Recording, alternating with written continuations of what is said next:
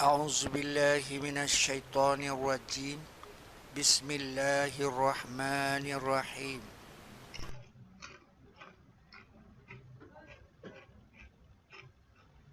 Assalamualaikum warahmatullahi wabarakatuh.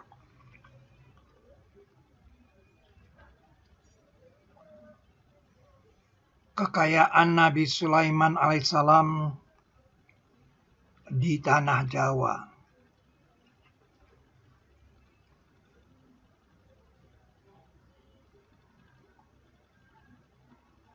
Dan kami alirkan baginya mata aliran tembaga. Surat Saba ayat 12 bagian B.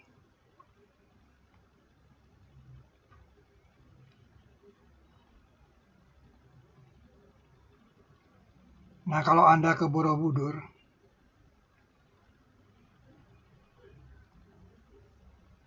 Anda naik proses di atas Borobudur pakai drone yang gede, terus Anda mengarah ke timur.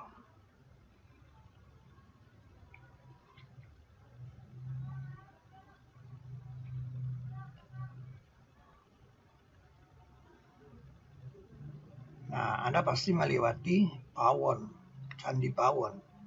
Kalau diteruskan pasti melintasi Candi Mendut. Nah, jadi 3 titik ini membentuk sebuah garis lurus. Nah, kalau diteruskan itu garisnya, dia akan sampai di tambang Freeport yang dibilang tambang tembaga. Freeport tidak mau bilang ini tambang emas, tambang tembaga. 3.005,23 km. Jadi 3 titik Borobudur Pawon Mendut ini adalah pemandu arah. Arah ke sana itulah Anda akan temukan mata aliran tembaga.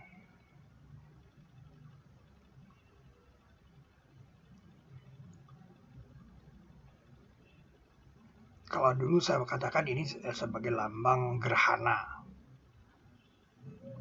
Pawon sebagai bulan. Mendut sebagai bumi. Nah, mataharinya adalah Borobudur ini lambang matahari.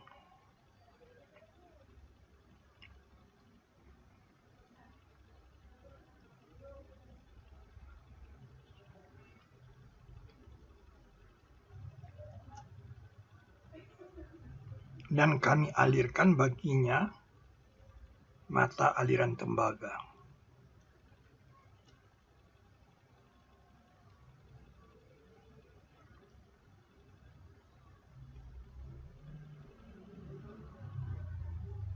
Kalau kita naik, kita bisa lihat garis itu. Nah, lihat Pawon Mendut Borobudur itu menjadi satu titik saja. Nah, garis itu garis pemandu di mana akan ditemukan mata aliran tembaga.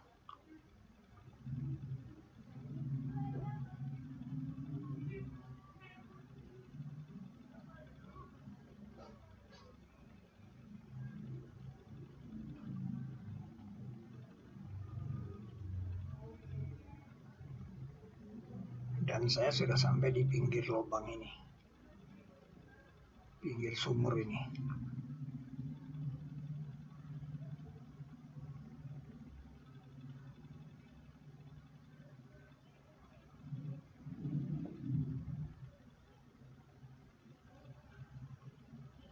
(3.005,23 km dari Borobudur.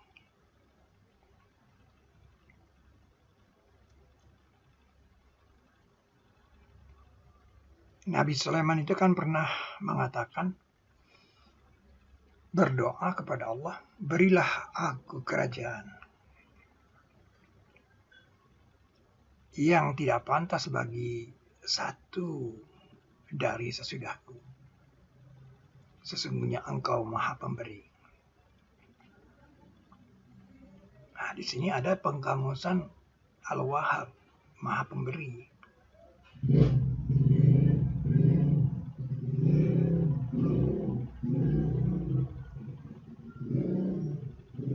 Jadi kalau Anda yakin Allah itu Maha Pemberi, pemberian Allah itu tidak mesti dengan alasan rajin, pangkal, pandai, hemat, pangkal, kaya. Tidak.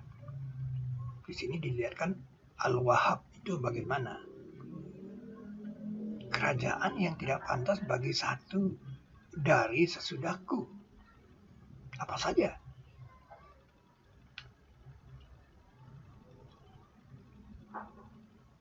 Innaka antal wahhab. Sesungguhnya engkau Maha Pemberi. Innaka sesungguhnya engkau. Anta engkau. Maha Pemberi, Al-Wahhab. Jadi Nabi Sulaiman sangat yakin, sangat mengetahui apa itu karakter dari Al-Wahhab. Maha Pemberi. Seperti Siti Maryam mengatakan Allah memberi kepada siapa yang dia sukai dengan tidak berhisab. Nah, maka itu akhirnya Zakaria mengerti kalau begitu, dia langsung berdoa minta anak. Jadi begitu dia mengerti bahwa Allah memberi kepada siapa yang dia sukai tanpa perhitungan, langsung dia berdoa minta anak.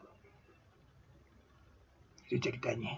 Jadi Zakaria tahu kalau ternyata Allah bisa memberi tanpa berhisab. Itulah lahir akhirnya Yahya. Nah ini juga begitu. Nabi Sulaiman itu tahu betul karakter dari Al-Wahhab ini. Ya apa saja. Apa saja bisa. Tidak mesti dengan kerangka rajin, pangkal, pandai. Tidak mesti dengan kerangka hemat, pangkal, kaya. Itu yang perlu diketahui oleh orang-orang yang berdoa.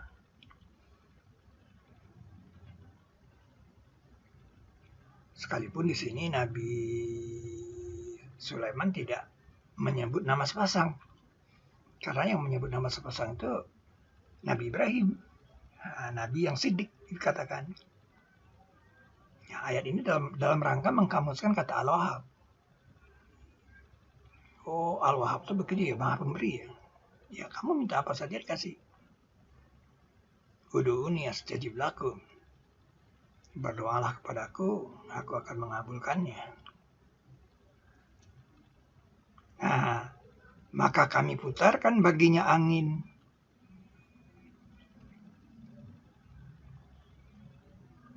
Bergerak dengan perintahnya dengan mudah ke arah mana ia timpakan.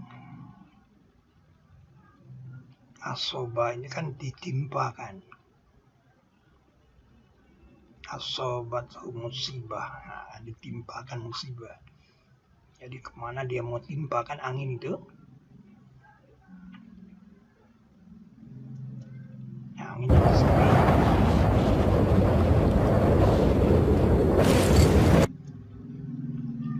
maka kami putarkan baginya angin yang bergerak dengan perintahnya dengan mudah ke arah mana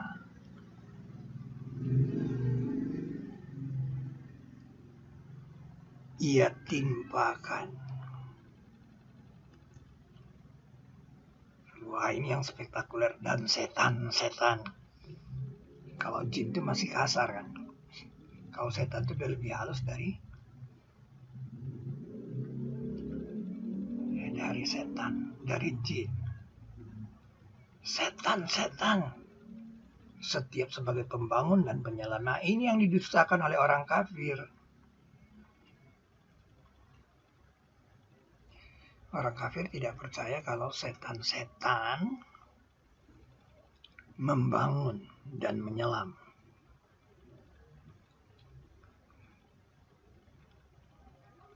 Ya cerita rakyatnya kan ada bagaimana Prambanan itu yang membangunnya kan setan.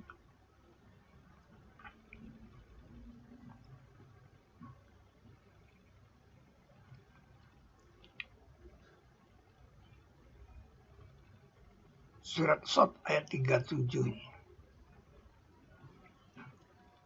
Nah, dan yang lain dibelenggu. Nah, bisa dibelenggu tuh setan. Hebat nggak?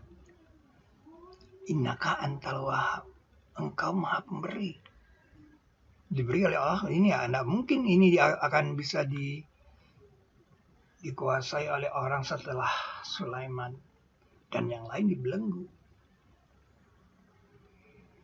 Di dalam asfad. Nah, kalau di terjemahan lama ini dengan rantai-rantai di dalam dengan rantai-rantai karena ya asfad saja. Fi asfad, di dalam asfad dia dibelenggu. Nggak usah di dalam rantai, nggak usah asfad tidak artikan rantai. Yang di dalam kok. Emangnya dibelenggu di dalam rantai itu. Di dalam asfad. Apa itu asfad? Ya kamu carilah.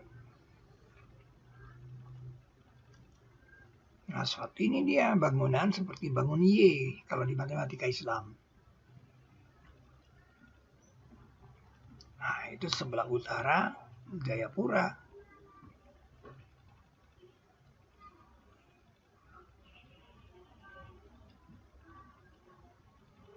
Kalau kita turun pelan-pelan itu, nah, di situ ada garis. Nah, ada lihat garis. Ya, ada garis ini dia. Lurus sejajar Khatulistiwa. 112 km.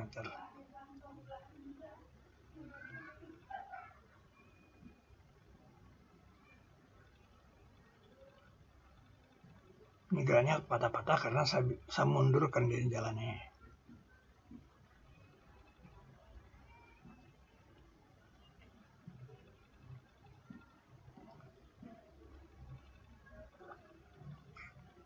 Nah, sekarang agak susah mendapatkan gambar ini. Karena sudah dihilangkan oleh pihak Google. Disamarkan. Katanya kalau pakai HP masih bisa.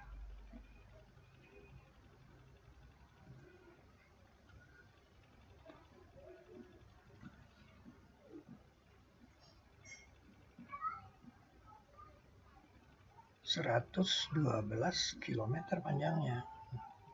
Dari Pancoran ke Purwakarta.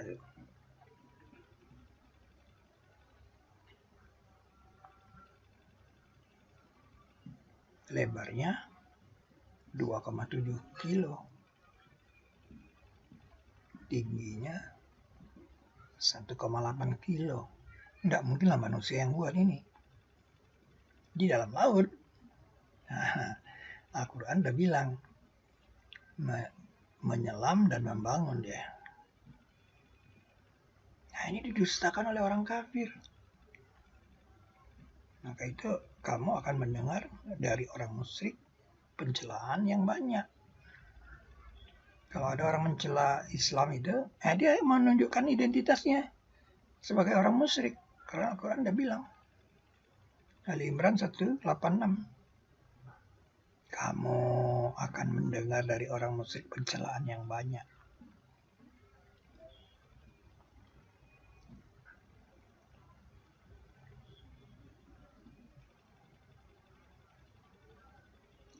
Yang seperti ini didustakan. Al-Quran itu dari abad ke-7 mengatakan bahwa setan itu setan sebagai pembangun dan penyelam. Masa nggak ada faktanya?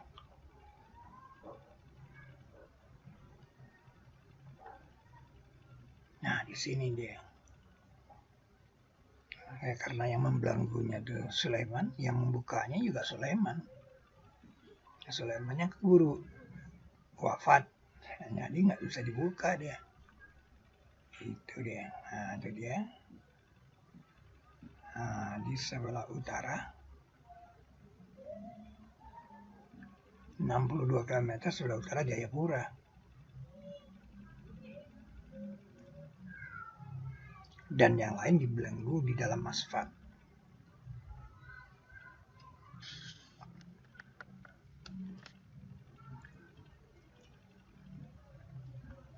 Jadi kalau Anda meletakkan Burj Khalifa, itu segitu aja tuh.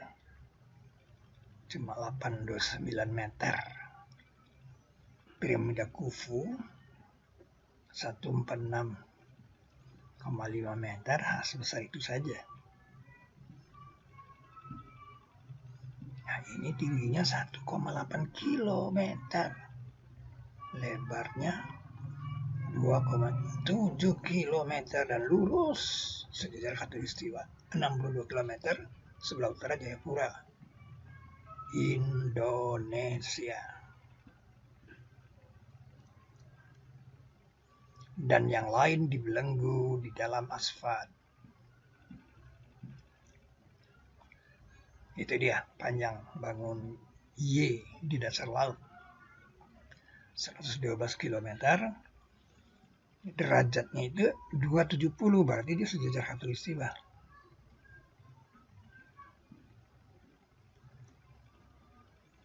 Asfalt.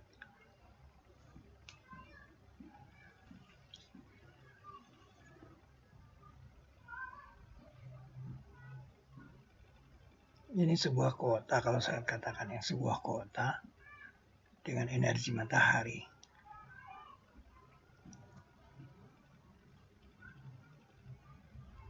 Wa akharina muqarranina fil asfalt. Dan yang lain dibelenggu di dalam asfalt.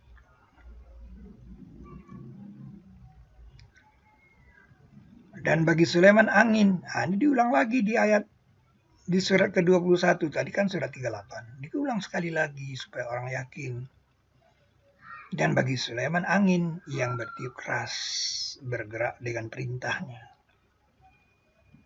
Kepada bumi yang kami beri perlindungan padanya. Barakna fiha. Dan adalah kami mengetahui karakter tiap sesuatu.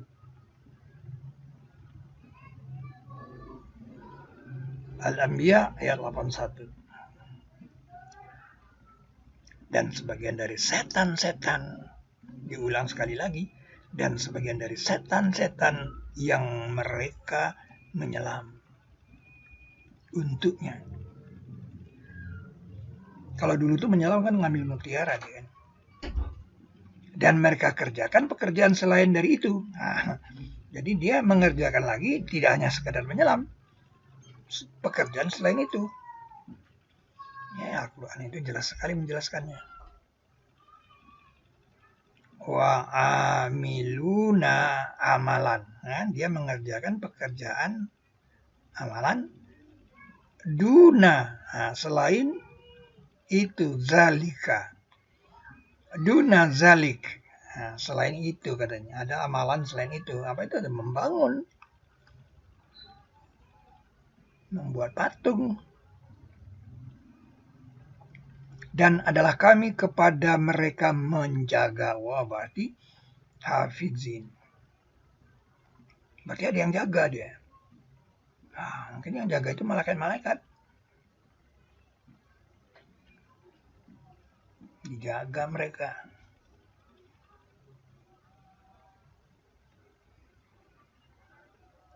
Nah, orang kafir mendustakan. Kamu akan mendengar pencelaan dari orang musyrik, pencelaan yang banyak. Dan bagi Sulaiman angin bertiup paginya sebulan dan bertiup sorenya sebulan. Nah, ini untuk menandai angin muson ini. Ini dia untuk memberitahu tentang posisi Sulaiman di Nusantara. Angin muson. Dan kami alirkan baginya mata aliran tembaga. Karena menurut ilmu pengetahuan di mana ada tembaga ada emas, itu ceritanya. Al-Quran nggak bilang mata aliran emas, mata aliran tembaga, karena nanti akan tahu orang bahwa di mana ada tembaga di situ ada emas.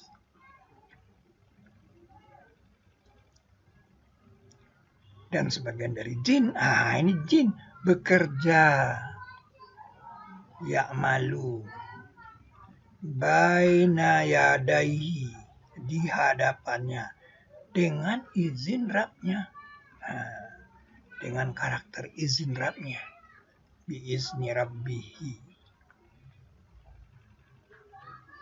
Ini kalau dengan izin ini udah kelasnya kelas mukjizat, seperti Nabi Isa alaihissalam membuat burung dari tanah liat dengan izin Allah. Ini udah kelas mukjizat, nggak usah didustakan.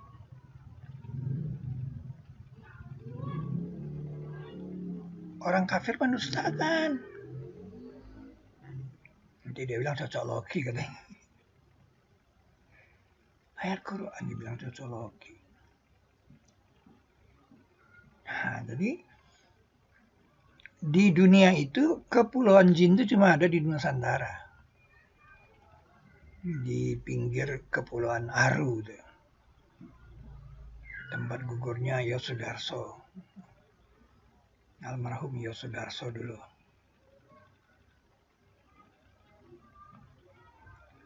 Jadi kalau Anda tahu sejarah, ingat Kepulauan Aru, pasti ingat Yosudarso. Tapi jangan lupa, ingat Kepulauan Aru, harus ingat Kepulauan Jin. Guru-guru ilmu bumi ini kalau ngajarin anak-anak ini nggak tahu deh. Apa aja ilmu bumi yang ngebajarkan. Itu kan kekayaan Nusantara kalau nggak diajarin. Kepulauan Jin itu di mana? Nggak tahu. Departemen pendidikan ini gimana nih? Departemen pendidikan ini, menteri pendidikan ini gimana nih? Nggak perlu, anak murid kita nggak perlu tahu deh Kepulauan Jin. Kepulauan Jin itu cuma ada di Nusantara. Nah, Anda lihat posisinya deh. Asfalt itu di situ posisinya. 112 km. Nah, aliran tembaga itu di sana. Ini kekayaan dari Sulaiman. Dan sebagian dari jin yang bekerja di hadapannya dengan izin Rabbnya. Nah, itu ayat dibilang, dan siapa berpaling dari mereka dari perintah kami rasakan azab bakaran. Wah, tadi kan dia dijaga. Kalau dia melawan, ada senjata yang mengeluarkan api disemprotkan ke dia gitu. Kira-kira begitu. Berarti ada bodyguard lain yang menjaga setan-setan dan jin itu. Itu kerajaan Sulaiman. Nah, di sini mereka kerjakan untuknya apa yang dia sukai dari gedung-gedung yang tinggi. Mahariba Hasan mengartikannya gedung-gedung yang tinggi dari kata mihrab, gedung. Cuma kita udah salah kaprah, mihrab itu kita kira tempat-tempat khatib itu dibilang mihrab, bukan. Siti Maryam itu dibelenggu di dalam mihrab. Nah, maksudnya di dalam gedung. Bukan di tempat khatib itu yang mihrab. Gedung itu yang dibilang mihrab. Mahariba ini gedung-gedung. Gedung-gedung yang tinggi. Kata Hasan. Nah, Watamasila ini patung-patung. Jadi yang bikin patung itu bukan orang kafir. Kamu salah paham. Yang bikin patung itu jin atas perintah Sulaiman. Jadi kalau ada patung, itu bukan manusia yang buat, bukan orang kafir yang buat. Jangan salah paham ente. Patung-patung. Jadi patung-patung bukan dibuat oleh orang kafir, tapi dibuat oleh jin atas perintah Sulaiman alaihissalam.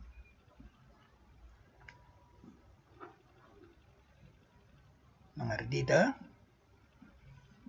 Jadi jangan asal ngomong. Patung-patung itu yang buat orang kafir. Di mana Anda tahu?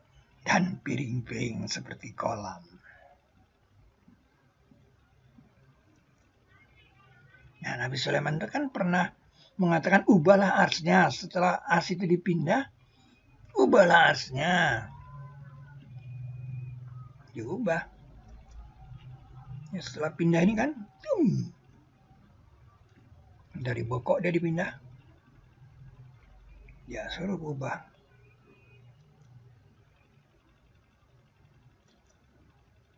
Nah, diubah. Berarti ini versinya Sulaiman dong. Kalau dia udah diubah. Yang versi aslinya enggak tahu. Gimana? Ini versi Sulaiman. Sudah diubah. Pertanyaan mengapa Sulaiman membuatnya seperti itu? Nah, karena ingin menyamakannya dengan setetes air. Ini yang di bawah sini ini setetes air. Nah, ini nih bangunan setetes es nih. Kalau saya mundurkan gerakannya nih, ya dengan teknologi tinggi bisa dilihat ini. Kamera kecepatannya berapa kata mungkin ya. Nah, saya mundurkan ini kan ya. Nah, dia dari setetes air tadinya. Nah, ini dari setetes air. Sekarang saya jatuhkan dia lagi. Nah, itu dia. Setetes air itu jatuh seperti itu dia. Nah, saya stop dari sini. Stop. Nah, itu dilihat oleh Sulaiman. Hanya Sulaiman yang bisa lihat itu. Kenapa? Karena Sulaiman punya mata canggih. Dia bisa membelenggu setan. Berapa kecepatannya setan menurut kamu? Jadi Sulaiman lah yang bisa lihat itu. Maka dia bikin Borobudur seperti itu. Itu jadi kode etik. Model as di atas air. Ini mahal, saudara. Berapa ribu tahun Anda pikir ini baru bisa Anda lihat ini gerakan simulasi ini? Jangan didustakan. Nah, dan adalah arsnya atas air. Ini ayat yang mahal. Berabad-abad umat Islam tidak bisa ngerti nih apa itu yang namanya dikatakan ars atas air. Sekarang kita menemukan bentuk bangunan yang di atas air itu seperti itu. Nah, itu kalau saya ganti nih, saya tarik ke atas. Nah, saya ganti dengan kepalanya Borobudur. Nah, itu dia, sama kan? Cuma satu dari batu, satu dari air. Sama dia. Itulah alasan Nabi Sulaiman suruh rubah. Rubahnya apa? Aku udah punya modelnya, katanya model setetes air itu dipasang di situ. Nah, jadilah itu as di atas air.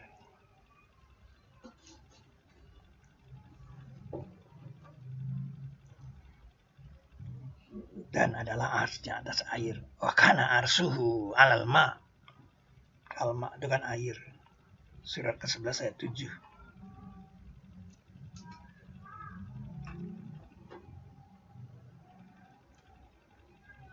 Nah, ini piring. Nah, ini kan piring.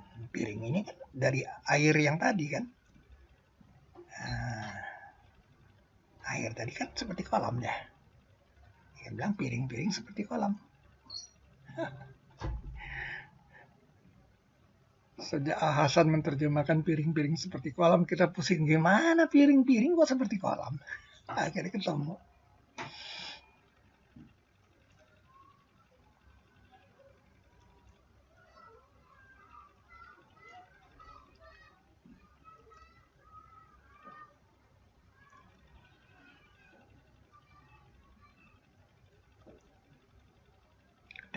adalah as dan atas air. Jadi dia dipindah oleh orang yang berilmu kitab sebelum pemandangan Sulaiman kembali kepada Sulaiman. Dahsyat sekali. Nah, disitulah Nabi Sulaiman mengatakan, ini sebagian dari fadlun Rabku, kelebihan Rabku. Nah, disitulah keluar kata-kata Ghaniyun Karim. Nah, sesungguhnya Rabku Ghaniyun Karim. Kata sepasang itu Ghani dan Karim. Itu nama sepasang. Itulah misi rahasia para nabi sebenarnya. Dia bisa mengeluarkan sebuah pasangan nama Ghani dan Karim. Ghaniyun Karim. Nanti Nabi Musa Ghaniyun Hamid. Demikian kekayaan Sulaiman di tanah Jawa.